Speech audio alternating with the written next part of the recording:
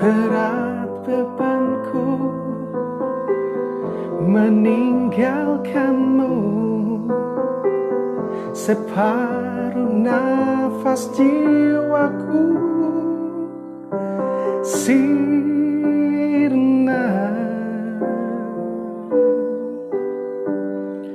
Bukan salahmu, apa dayaku. Mungkin benar cinta sejati tak berpihak pada kita.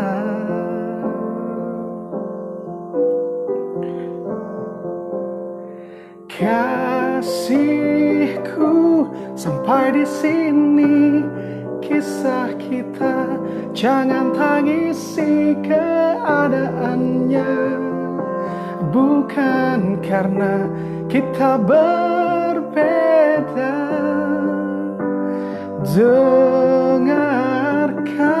Dengarkan lagu ini, melodi rintihan hati ini. Kisah kita berakhir di Januari. Selamat tinggal kisah sejatiku. Oh, pergilah.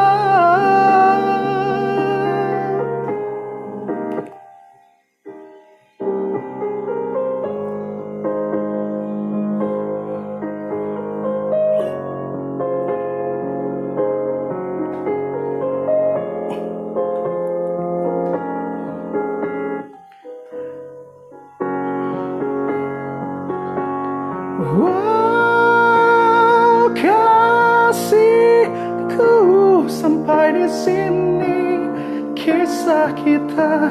Jangan tangisi keadaannya, bukan karena kita berbeda. Wow, dengarkan lagu ini, melodi rintihan hati ini. Kisah kita berakhir, oh berakhir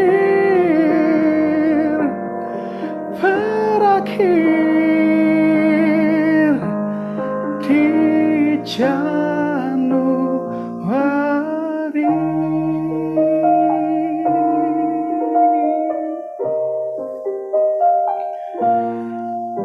Itu lagunya dari Glenn Fredly ya, Januari. Pertanyaannya, kenapa kok tiba-tiba saya konser? Kita off musiknya. Kok tiba-tiba saya konser, nyanyi-nyanyi?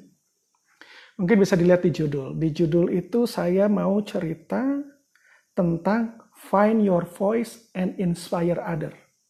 Signifikan ya. Bakat signifikan. Jadi ini ada keterkaitan beberapa hal, saya akan bahas sekaligus. Dan juga ada alasan kenapa saya pakai baju ini sekarang. Karet salapan genep, karet 96, karena ini adalah salah satu momen bersejarah dalam hidup saya. Saya mau menceritakan, jadi agenda saya hari ini adalah mendongeng. Tapi semoga kita bisa petik sesuatu dari situ. Find your voice and inspire others. Itu adalah kata-katanya dari Stephen Covey. Mungkin Anda sebelumnya sudah kenal tentang Stephen Covey. Beliau yang menulis tentang buku Seven Habits. Seven Habits to be an effective person. Ya, untuk menjadi orang yang efektif. Ya. Dia bilang ada 7. Nah kemudian dia menulis juga buku selanjutnya itu Seven Habits dan langsung upgrade gitu ya. 8 Habits. Orang yang kayak upgrade, oh berarti sekarang ada 8 gitu ya. Setelah Anda menemukan 7 Habits tadi dan Anda sudah menjadi orang yang efektif, maka tugas Anda adalah find your voice. Apa itu find your voice? Temukan suara hatimu. Bermanfaatlah buat orang and inspire others. Itu juga yang dibahas tentang mental wellness. Salah satunya adalah kita harus berkontribusi. Dengan cara apa? Menginspirasi yang lain. Inspires others. Gitu. Nah, itu buku cukup bagus. Kenapa saya sekarang bercerita seperti ini? Dikaitkan dengan talent mapping. Talent mapping itu dari Abah Rama, Salam Takzim Abah Rama. Jadi buku ini berupa buku, ada ya bukunya ya, si talent mapping ini. Talent mapping ini sebuah tools yang bisa dipakai, bahkan according to Abah Rama, ini tidak hanya sebuah tools, tapi adalah sebuah cara berpikir. Talent mapping ini memetakan 34 bakat produktifnya kita. Jadi kita bisa mengukur yang dimiliki oleh kita ini 34 bakatnya tuh apa saja sih. Dan akan dirankingkan dari 1 sampai dengan 34. Ranking 1 sampai dengan 7 itu adalah ranking bakat yang gue banget. 28 sampai 34 atau 7 terbawah itu yang bukan gue banget. Gitu. Jadi 7 pertama itu adalah bakat-bakat yang sering kita pakai. Ketika kita menghadapi sesuatu kondisi, suatu situasi, suatu keadaan, bakat itulah yang paling sering kita pakai. Jadi kalau saya sering mengibaratkannya gini, di hadapan kita itu ada 34 tombol. Ketika Anda menghadapi suatu keadaan, Anda akan memijit tombol yang mana dulu? 7 tombol yang paling sering dipijit itu adalah 7 pertama tadi. Nah ternyata di saya, bakat nomor 1 saya adalah signifikan. Apa itu signifikan? Ingin dilihat, ingin diakui. Bisa jadi cuman ingin tampil, bisa jadi itu ada yang seperti itu. Tapi nggak hanya itu. Tapi ingin berarti. Ingin memiliki arti. Gitu. Nah, saya mau cerita tentang perjalanan hidup. Bagaimana sampai saya menemukan signifikan ini dari talent mapping. Awalnya saya tidak belajar talent mapping, saya dari kuliahnya di psikologi, maka saya mendalami tools-tools juga yang mengukur bakat gitu ya. Bagus-bagus kok, banyak. Jadi alat tools itu banyak sekali. Dan ketika kita ingin mengenali orang, nggak bisa pakai single tools. Jadi talent mapping harus dikawinkan dengan tools-tools lainnya. Nggak bisa hanya single tools. Gitu. Tapi tergantung nanti Anda mau pakainya di konteksnya apa gitu ya. Nah di sini saya mau bercerita tentang ketika saya diingatkan oleh Allah, oleh Tuhan. Tentang anak saya. Saya punya banyak teman, saya kesana kemari, main sana sini, ceria, wah, pokoknya sosial banget deh. Tiba-tiba anak saya yang pertama dinilai oleh gurunya. Jadi kami dipanggil, cerita itu kami dipanggil oleh guru sekolah anak kami. Dibilang bahwa anak kami tidak bisa beradaptasi.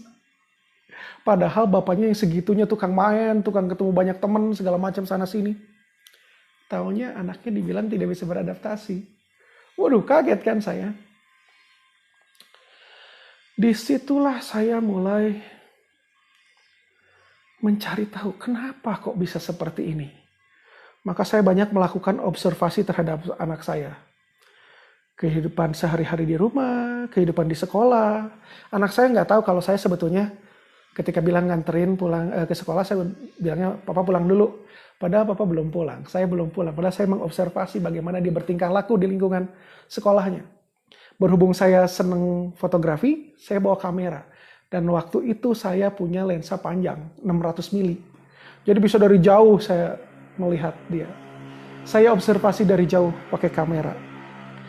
Dan alangkah kagetnya saya, ternyata betul apa yang dibilang oleh si gurunya. Jadi tingkah laku di rumah biasa aja, tapi begitu di sekolah beda cerita. Dia jadi nggak pedean gitu. Saya mulai bingung mikir, apa yang bisa dilakukan supaya dia jadi lebih pede, supaya bisa lebih enak dia bergaul dengan yang lainnya. Di situ saya mulai mencari-cari dan menelaah, dan kemudian saya menelaah diri. Kenapa saya bisa bilang begitu? Karena dulu saya itu orangnya nggak pedean. Makanya saya bilang saya akan bercerita tentang perjalanan hidup saya. Saya berasal dari keluarga yang bisa dibilang kurang mampu dulu. Sehingga banyak saya memiliki kekurangan dari sisi ekonomi terutama. Hal itu ternyata membuat saya menjadi banyak tidak pede. Saya SMP, saya masih agak malu-malu, pemalu awalnya. Sampai suatu saat saya dikerjain. Dikerjain apa? Ikut lomba karaoke. Jadi di antar kelas waktu itu. Saya kelas SMP waktu itu. Saya SMP. Nah di situ saya itu awalnya sering nemenin bapak saya karaoke. Karaoke di mana? Di rumah. Karena bapak saya punya tape yang bisa karaoke. Bapak saya senang karaoke, bapak saya senang nyanyi. Sehingga saya menemani beliau nyanyi. Saya bisa nyanyi. Jadi lagu-lagunya juga lagu-lagu bapak saya. Lagu-lagu jadul. Suatu saat lagi ada acara sekolah dan itu ada ulang tahun sekolah atau 17 Agustus kalau nggak salah. 17 Agustus, betul. Itu ada lomba nyanyi, lomba karaoke. Nah, saya diisengin sama teman-teman saya. Saya diisengin sama teman-teman saya didaftarkan. Jadi saya bareng-bareng teman-teman saya ikut ngeliatin orang, tiba-tiba dipanggil. Loh, ternyata saya didaftarin. Padahal saya pemalu, didorong-dorong, ayo. Waduh, saya kan nggak pernah nyanyi di depan umum. Tapi pada saat itu, karena sudah didorong-dorong juga sampai ke depan, ya sudahlah. Saya bilang, mau nyanyi apa? Lagunya apa pilihannya? Ternyata ada lagu Widuri saya waktu itu. Akhirnya saya menyanyi lagu Widuri. Saya nyanyi lagu itu, lagu Widuri. Ikut kualifikasi, lolos. Sampai saya juara. Itu pertama kalinya saya nyanyi di depan umum dan saya jadi juara. Itu SMP. Tapi tetap saya bukan tipe yang berani tampil. Tetap saya sebetulnya pemalu. Sampai akhirnya saya masuk SMA. Nah, disinilah SMA saya. SMA Negeri 2 Bandung. Karet. Baru udah karet. Saya karet 8 genep. Saya karet 96. Saya masuklah ke SMA Negeri 2. Zaman dulu ada yang namanya ospek di SMA juga. Jadi harus datang pagi-pagi banget, subuh, harus turun. SMA 2 itu di Ciamplas ya, sehingga saya harus turun ada jarak sekian dan harus jalan kaki di situ dengan membawa segala macam peralatan. Saya terlambat. Saya di situ terlambat dan saya dihukum. Ternyata nggak cuma saya doang yang terlambat dan yang dihukum nggak cuma saya doang. Jadi banyak, gitu ya, banyak yang dihukum itu. Nah ternyata ketika dihukumnya apa? Disuruh nyanyi. Karena saya juga memang hobi nyanyi, sebetulnya di rumah tapi sendiri. Juga pernah ada pengalaman nyanyi. Yang lain dihukum nyanyi kan pada malu-malu, terus yang akhirnya malu-malu merasa seperti dihukum gitu. Saya disuruh nyanyi, tidak merasa seperti dihukum. Ya saya nyanyi aja. Dan saya nyanyi, waktu itu saya masih ingat lagunya In the Still of the Night. Saya nyanyi lagu In the Still of the Night. Jadi lagu inilah yang membalikan, ini adalah titik baliknya saya. Saya nyanyi lagu In the Still of the Night. Saya masih ingat waktu itu saya dihukum sama si Riri, Roxana. Jadi Riri itu SMA 2 ada, semoga kalau dia nonton, halo Riri, terima kasih ya. Sudah menghukum saya nyanyi. Karena waktu itu saya jadi nyanyi dan semua orang jadi tahu bahwa saya bisa nyanyi. Jadi waktu itu saya nyanyi The Still of the Night. In the still of the night, I held you tight. For I love you so.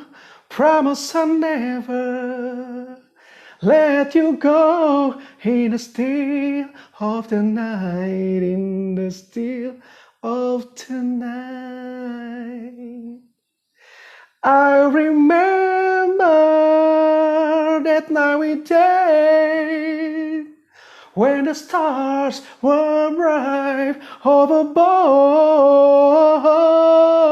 I hope and I pray to keep your precious love.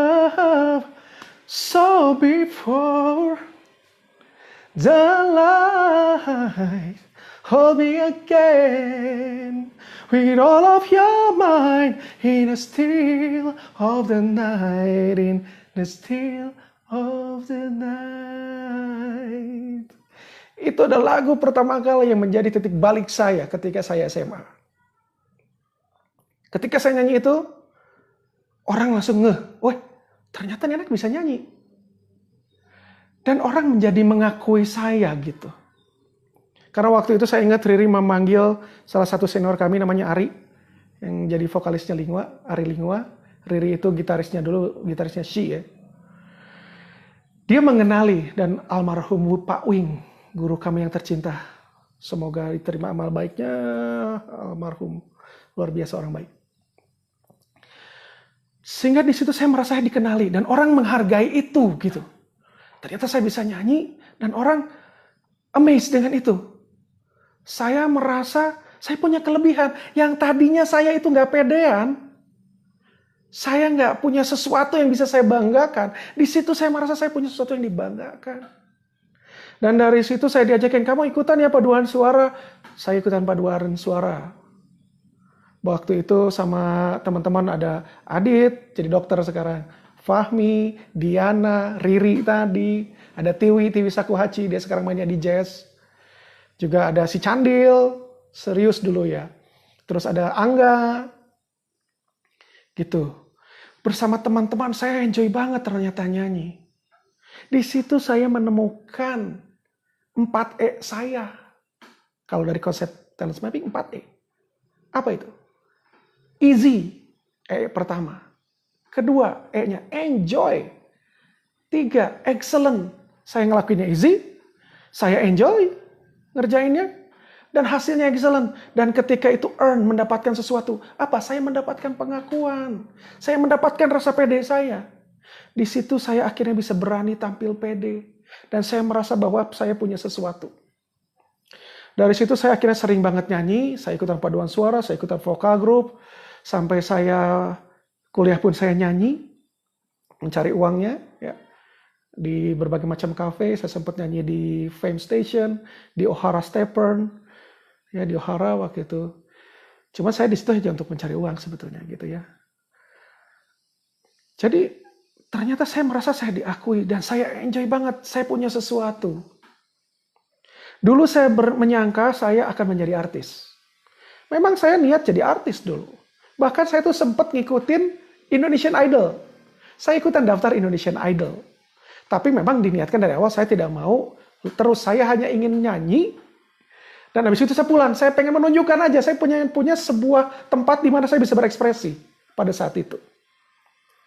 Jadi waktu itu saya sudah bekerja. Saya waktu itu sudah bekerja di Astra.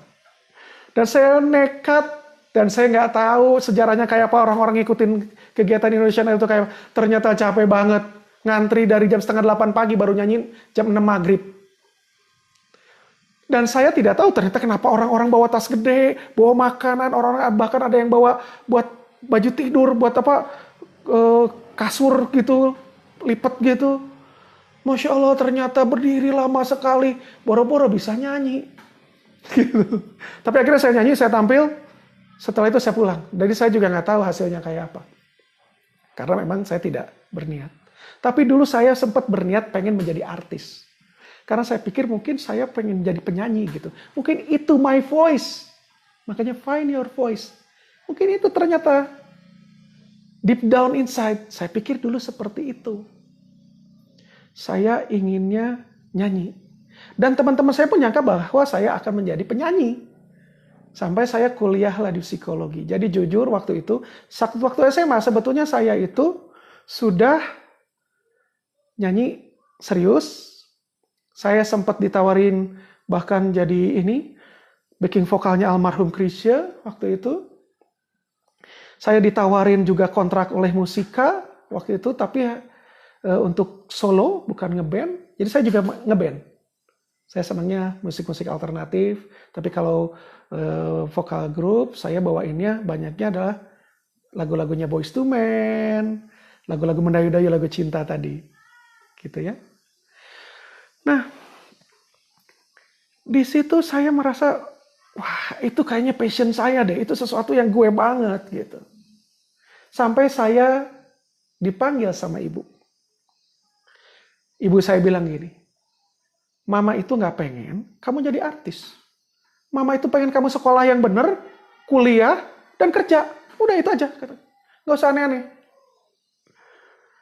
Saya waktu itu tipenya anaknya penurut. Jadi saya nurut. Tapi semasa SMA saya tetap nyanyi. Kuliah pun saya nyanyi. Bahkan beberapa kali saya tampil. Waktu itu zamannya di Bandung itu masih di Gor Saparua. Bapak saya suka nonton. Walaupun saya dulu sempat benci bapak saya, marah sama bapak saya. Tapi kalau saya ingat lagi, ternyata dia juga punya banyak cinta buat saya. Sehingga saya bisa memaafkan. Setiap saya nyanyi, dia selalu nongol, selalu nonton. Gitu. Nah disitulah momen titik balik saya. Ketika saya menemukan saya punya kelebihan. Sehingga dari momen itu, saya pikir saya harus menemukan cahayanya anak saya. Biar dia bersinar. Tapi apa? Nah itulah. Berbagai macam aktivitas saya kasih ke anak saya. Dari mulai jualan. Supaya dia banyak kenal orang. Berbagai macam. Saya ajakin dia kegiatan ini, kegiatan itu. Dan ternyata hal yang unik adalah. Anak saya sering mencoret-coret di buku catatannya. Menggambar. Menggambar situasi dan kondisi di sekolahnya. Teman-temannya lagi ngapain. Dia gambar. Dan ternyata hasilnya bagus gambarnya. Saya pikir, jangan-jangan ini cahayanya dia. Maka saya mulai mikir. Saya ke toko buku, saya membeli sketchbook. Saya kasih ke dia, ke anak saya Keisha, anak saya yang pertama. Kak, kakak suka gambar? Iya. Ini papa kasih sketchbook. Lain kali kalau kakak mau gambar, gak usah coret-coret di kertas, di buku catatan. Bawa aja buku ini, gambar aja di situ.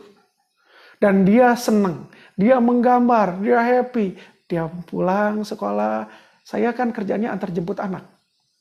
Jadi kebetulan saya karena punya perusahaan sendiri, saya keluar dari Astra, saya bikin perusahaan sendiri, sehingga saya waktu cukup luang. Jadi saya anterin anak saya sekolah, saya jemput anak saya sekolah. Kalau saya jemput, saya tanya, how was your day, baby? Fine. Awalnya fine, but ya dia bercerita gitu. Bercerita tentang ketidaknyamanan yang dialamin. Lama-lama dia mulai, fine. Dad, look what I draw. Dia bilang gitu. Dia liatin. Lihat aku menggambar gambar ini. Bagus gambarnya, keren kak. Ayo terus ngobrol sampai sepanjang pulang. Kemudian saya tanya anak saya ketika di rumah, kakak suka liatin gak gambarnya ke teman-teman? Enggak, katanya. Terus saya bilang gini, kak nanti kalau kakak gambar, liatin ke teman-teman. Karena dia menggambarnya tuh situasi di kelas lagi pada ngapain. Dia gambar temennya, digambar tuh temannya lagi ngapain. Coba liatin deh ke masing-masing orang. Kakak gambar masing-masing teman kakak, kasih ke orangnya. Lihat reaksi mereka seperti apa. Dia gambar, tadinya kan dia pemalu, terus liatin ke temannya. Temannya happy, keren banget Keisha. Dulu, Keisha itu terkenal dengan bahwa Keisha yang pemalu. Kenapa? Karena badannya besar. Badannya tinggi besar, sebetulnya proporsional kalau buat saya. Tapi buat anak-anak itu dijadikan bahan bully, anak saya dibully. Karena dia juga tidak pede, semakinlah tidak pede dia. Karena dia tidak punya cahaya. Dia tidak tahu cahayanya. Begitu dia mengetahui itu. Dan saya encourage terus dia menggambar. Dia liatin ke temannya. Temannya suka. Oke, aku dong mau digambarin. Teman-temannya pada gitu. Dan saya bangga banget sebagai bapak. Dia gambar, dia liatin. Teman-temannya suka. Sampai minta dong. Dikasih lah teman-temannya itu gambar-gambarnya. Sampai dia gambar gurunya. Sampai akhirnya di mading, majalah dinding sekolahnya, di kelasnya, itu terpampang semua gambar siswanya. Digambarin sama anak saya. Sampai ke wali kelasnya pun dipampangin. Sampai suatu saat di sekolahnya ada lomba menggambar. Dan dia mewakili kelasnya. Dia kelas 1 waktu itu. Kelas 1 SMP. Sekarang dia kelas 3 SMP. Dia kelas 1 SMP. Terus itu lomba satu sekolah. Jadi kelas 1, 2, 3. Dan dia juara. Dia juara. Wah, bangga banget saya kan. Pak, aku menang. Masa pas lihat dapat hadiahnya segala macam dia liatin. Di situ dia menemukan cahayanya. Masya Allah. Doa saya terjawab. Doa saya dijawab oleh Allah. Dia menemukan cahayanya dan dia jadi bangga. Dia punya kepedean. Sampai akhirnya dia gambar semua orang. Dan sampai akhirnya satu sekolah tahu. Itu yang menang foto gambarnya siapa? Oh, itu gambarnya Keisha. Keisha tuh yang mana sih? Itu loh yang itu. Akhirnya satu sekolah jadi tahu. Oh, Keisha yang jago gambar. Di situ konsep dirinya berubah. Di situ muncul kepedeannya. Di situ cahayanya bersinar. Maka dari itu di sini saya ingin mengajak bapak-bapak, ibu-ibu, para orang tua. Kalau Anda masih nggak pede, temukan sinar Anda. Biarkan Anda bercahaya. Jangan terlalu pusing, ribut, ngurusin kekurangan. Bahwa betul kekurangan harus kita otak-atik. Perlu. Kalau ternyata kekurangan itu menghalangi proses Anda mencapai misi hidup Anda. Harus diperbaiki. Kalau tidak signifikan memperbaiki, ya biarin aja. Terus kembangkan, majukan kelebihan Anda. Kalau Anda sudah itu, Anda akan bersinar. Nah, sekarang anak Anda, temukan sinar anak Anda. Biarkan dia bersinar. Biarkan dia bersinar. Biar semua orang lihat cahayanya dia. Ketika dia bersinar, ketika dia bercahaya, kegelapan sudah tidak relevan lagi. Orang udah gak peduli sama kekurangan. Orang udah gak peduli dengan kegelapan. Orang hanya lihat sinar Anda. Disitulah pentingnya Anda menemukan cahaya Anda. Biarkan diri Anda bersinar. Itu yang saya inginkan sharingkan ke teman-teman. Yuk mari. Kalau Anda masih belum beres dengan diri Anda, beresin diri Anda. Setelah Anda beresin keluarga Anda, beresin anak Anda. Gimana kita mau memperbaiki keluarga, mau memperbaiki anak, kalau kitanya belum beres? Semoga Anda semua sudah beres. Sehingga Anda bisa melihat anak kita, biarkan dia bercahaya. Temukan cahaya anak kita. Biarkan dia bersinar. Dan dia akan menjadi kebanggaan Anda. Saya bangga banget dengan anak saya. Setelah dari situ, dia tiba-tiba ngasih tahu, dia ditunjuk sama teman-temannya untuk ikut lomba speaking English. Dan dia juara satu sekolah. Padahal dia tadinya gak pernah ngomong. Malu. Tapi dia bisa dan ternyata dia jadi juara. Sekarang dia jadi founder art club. Art clubnya itu namanya Toromodachi. Toromodachi Art Club. Bisa dilihat. Ada di Instagram juga dia punya. Dia punya art club, dia punya banyak teman akhirnya. Dan dia berani tampil. Dan dia bisa dengan ketawa dengan bebas. Yang dulu saya nggak pernah lihat dia ketawa seperti itu. Dia lepas ketawanya. Nggak pakai jaim-jaim. Masya Allah. Saya bersyukur. Tentu saja semua ini biiznillah. Atas izinnya Allah. Tapi Allah pun tidak akan ngasih. Kalau kitanya tidak berusaha. Berpasrah harus. Tapi pasrah itu bukan diam gak ngapa-ngapain. Berpasrah itu maksimalkan usaha. Hasilnya kita serahkan ke Allah. Itu yang saya inginkan untuk di-share hari ini. Semoga menjadi manfaat buat teman-teman. Kalau ada salah-salah, saya mohon dimaafkan. Mari teman-teman, mari kita bercahaya. Mari kita biarkan diri kita bercahaya untuk diri sendiri. Dan yuk juga kita mari terangi orang lain. Inspire others. Itu saja dari saya. Saya Dandi Birdi. Sampai ketemu di sharing saya selanjutnya. Assalamualaikum warahmatullahi wabarakatuh. Karet 96.